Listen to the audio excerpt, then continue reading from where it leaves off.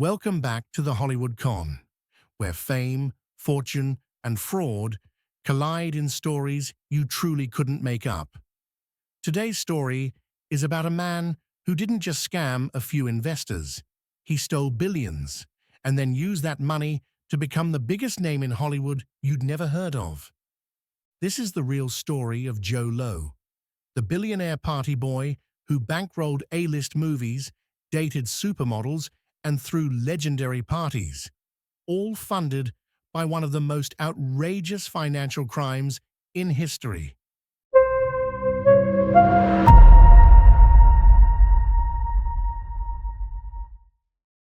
Born in 1981 in Malaysia, Low Taik Jho, better known as Jho Low, came from a wealthy family with business ties across Asia. He attended the elite Harrow School in London, then moved on to Wharton at the University of Pennsylvania, where he began rubbing elbows with the sons of Middle Eastern royalty and high-powered businessmen. That early network would prove to be critical. By the late 2000s, Jho was already known for throwing extravagant parties and moving through high society circles. But he wasn't just looking to network. He was looking for power, and he found it in 1MDB, a Malaysian government-run development fund originally created to promote economic growth. Jho positioned himself as a consultant to 1MDB, though behind the scenes he controlled much of the fund's movement. With the help of corrupt officials and shady bankers, he engineered a complex web of transactions through offshore shell companies. The result? Over $4.5 billion siphoned out of the fund. And what did he do with all that money? He bought real estate, super yachts, art, jewelry, but perhaps most notably, he bought his way into Hollywood. Jho Low helped fund The Wolf of Wall Street, the ultimate movie about greed and excess, starring Leonardo DiCaprio no less. The irony was that it was financed with stolen money. But that was just the beginning of his Hollywood infiltration. Jho didn't just hang around the fringes of celebrity culture, he bulldozed his way straight into the center of it. He began hosting some of the most extravagant and exclusive parties in the world, often flying celebrities to Las Vegas or Saint-Tropez on private jets with first-class everything and an unlimited flow of champagne. His guest list read like a red carpet: Leonardo DiCaprio, Miranda Kerr, Britney Spears, Jamie Foxx, Kim Kardashian, Paris Hilton, Alicia Keys, and more. At one party in Las Vegas, Jho reportedly spent over $2 million in a single night. But it wasn't just the money that made his gatherings infamous. It was the surreal mix of Hollywood excess and political cover. Guests were pampered, gifted designer watches, diamonds, and one-of-a-kind art pieces. For Miranda Kerr, Jho gifted a pink diamond necklace worth over $1.3 million, along with other lavish jewelry pieces totaling over $8 million. But the gifts didn't stop there. He reportedly chartered private jets to fly her to luxury resorts in the Maldives and Saint-Tropez, and once rented out an entire private estate in the south of France for an intimate getaway. He even commissioned live musicians to perform private serenades, making the courtship feel like a Hollywood movie. At one point, Jho was rumored to be sending her extravagant floral arrangements daily, along with personalized handwritten notes. Their romance made tabloid headlines and left many wondering if it was genuine affection or part of Jho's broader strategy to cloak his criminal empire in celebrity sparkle. To Leonardo DiCaprio, Jho wasn't just a fan. He became a close associate, almost like a shadow executive in Leo's orbit. The two were regularly spotted together at red carpet events, premieres, and high-profile fundraisers. DiCaprio even praised Jho publicly, referring to him as "my man," and thanking him during awards season speeches. Behind the scenes, Joe funneled millions into DiCaprio's film projects, most famously funding The Wolf of Wall Street through Red Granite Pictures. As a token of friendship, or perhaps influence, Joe gifted DiCaprio rare and valuable items: paintings by Picasso and Basquiat, an Oscar statuette once awarded to Marlon Brando, and even lavish trips.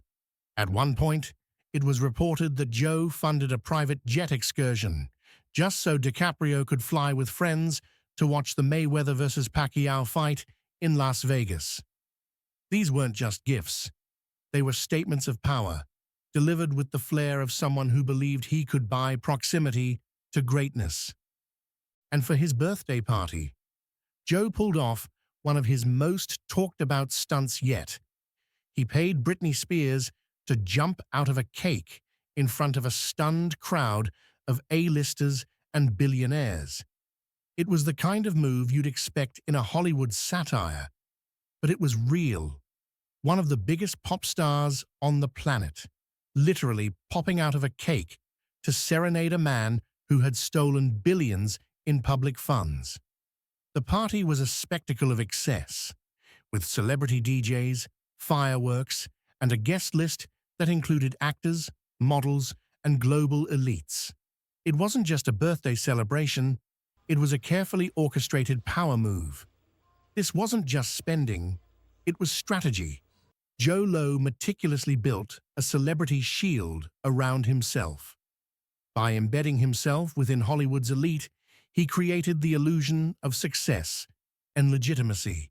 He was laundering his public image while laundering money, turning fame and luxury into a smokescreen. Here's where things get scandalous.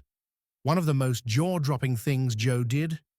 He hosted a yacht party so excessive, it reportedly cost over $8 million in one night, complete with fireworks, flown-in celebrities, private chefs, and champagne fountains. All of it paid for with public money meant to support schools and infrastructure in Malaysia. But to the Hollywood elite, he was just the mysterious rich guy with endless cash and a private jet. Meanwhile, the 1MDB fund was crumbling.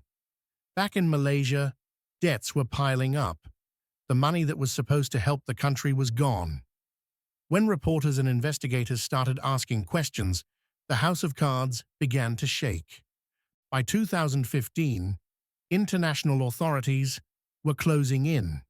The U.S. Department of Justice called it the largest kleptocracy case in U.S. history. Joe Low, of course, vanished. He disappeared from public view and went underground. Rumors placed him in Macau, then mainland China. As of the latest reports, he's allegedly under quiet house arrest in China, but no extradition has happened. In 2018, the Malaysian government filed criminal charges against him for money laundering and corruption. The US followed suit. The feds seized properties, yachts and artworks worth hundreds of millions. The fallout didn't just stop at Joe. Big banks were implicated. Goldman Sachs paid over $2.9 billion in fines for its role in the 1MDB scandal. High-ranking bankers were charged and convicted. It shook the global financial system. Hollywood, too, tried to distance itself. DiCaprio returned the gifts. Miranda Kerr handed over the jewelry. The art went to federal storage. But by then, the damage was done. The movie about Wall Street excess had been financed by a con man, and no one in the industry had questioned it. In 2023, Netflix released a documentary called Man on the Run, detailing Joe's scam and the global fallout. The book, Billion Whale, written by Wall Street Journal journalists, remains one of the most comprehensive accounts of the scandal, further cementing Joe Low's legacy as the Hollywood con who bought fame with stolen billions. So who was Joe Low? A criminal mastermind? A desperate attention seeker? Maybe both. He didn't just steal money, he stole trust. He manipulated fame. And he turned the illusion of wealth into real influence, until the world finally caught on. Thanks for watching The Hollywood Con. Don't forget to like, subscribe, and hit the bell for more real-life scams from behind the silver screen. Until next time, stay skeptical, stay curious, and remember, in Hollywood, not everything is as it seems.